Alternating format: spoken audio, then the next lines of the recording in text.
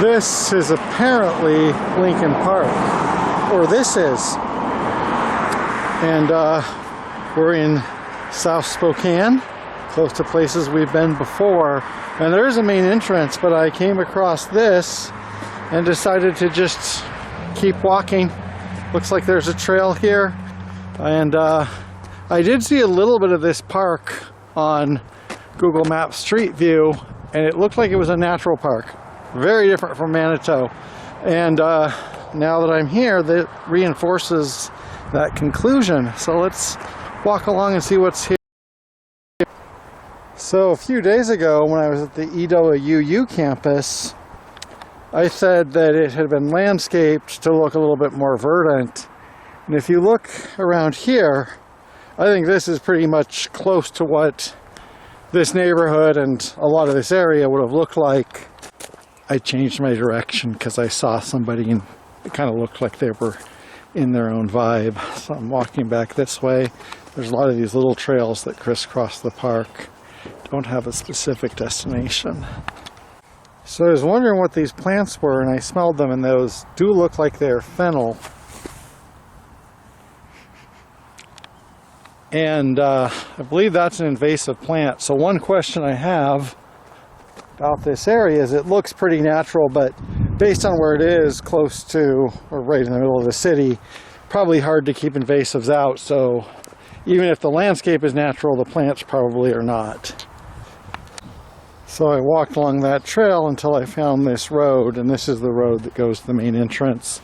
So despite having some natural areas, this is still a park in the city with a road.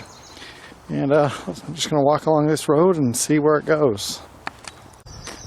We do have a lake here, and I'm assuming, just on what that looks like and where we are, that's probably at least somewhat artificial. And walk along here and see if we have more access to that lake at a later point. We have a side trail here, and as far as I know, there's no sign or something that says, you know, stay off. So I'm assuming this is permitted and isn't adding to erosion or anything like that. That's just part of the park experience. And also, because this is more of a dry landscape, I don't have to have the same worry that I do in Oregon, that I'd like be walking along and then I'd get trapped and look behind me and realize I was surrounded by blackberry thickets. It's this nice open woodland with a fresh Ponderosa smell. Less so because it's cold, so you don't get that like kind of aromatic smell wafting off of them, but still very nice. So that is some very tannin-rich water. I don't see any frogs or insects or turtles or anything interesting like that. Doesn't mean they're not there, but I don't see them right now. Well, just going to kind of continue to walk around the park. So even though I said this probably isn't a 100% natural pond, well, I am starting to wonder about that. I mean, the depression looks real. I don't know if they formed it past then, but as far as the animals who live here are concerned, I think for the blackbirds, the red-winged blackbirds, they're just as happy. Who knows what would be happening here a summer day. Looks like a good place to see dragonflies. Okay, hold that last thought. I just realized something. This is all basalt around here, and we are on a quite large basalt outcropping or mount, I mean the entire South Hill. And this actually looks like comparable in some ways to Battleground Lake, and that was a crater in a natural basalt, you could say volcano, but not like a full-scale volcano, a basalt volcano. So this actually might be a natural crater, and it might be comparable to Battleground Lake. So maybe I spoke too quickly, but I'm not a geologist. Might be a fun thing to research. Okay, we're just taking the road over here. It circles around the park.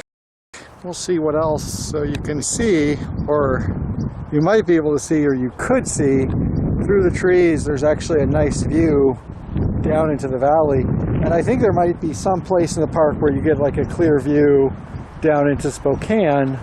I can't find it right now, and I prefer the trees being in the way. I kind of prefer the sense of seclusion here. Well, it looks like we've walked all the way around. You can see there's the road down there. This is the parking lot with the main gate. And it was pretty quiet today. I did see a couple of people, but I think because of the unseasonably cool and cloudy weather, you don't have the same, you know, outcome as you would on a warmer day. Also, it's Monday afternoon, so not the biggest party day. So here's a map. We have Lower Lincoln Park and Upper Lincoln Park. And as you can see from here, Lower Lincoln Park has a baseball diamond, either that or some type of geometry problem, a playground, restrooms. So that's the like park of the park, and this is the natural part of the park. And I think it speaks for itself. Very restful and tranquil to me. Maybe it's not like that every day, but I do like the natural environment. And even though it's not super physically large, I mean, it's about the size of Manitou or maybe a little bit smaller. You know, I feel like I could get lost here. And be that as it may, you can look at that gray sky up there. So I think it's time to go back home. Exit park here. And one more piece of evidence about Spokane has a lot of natural beauty, a lot of facilities.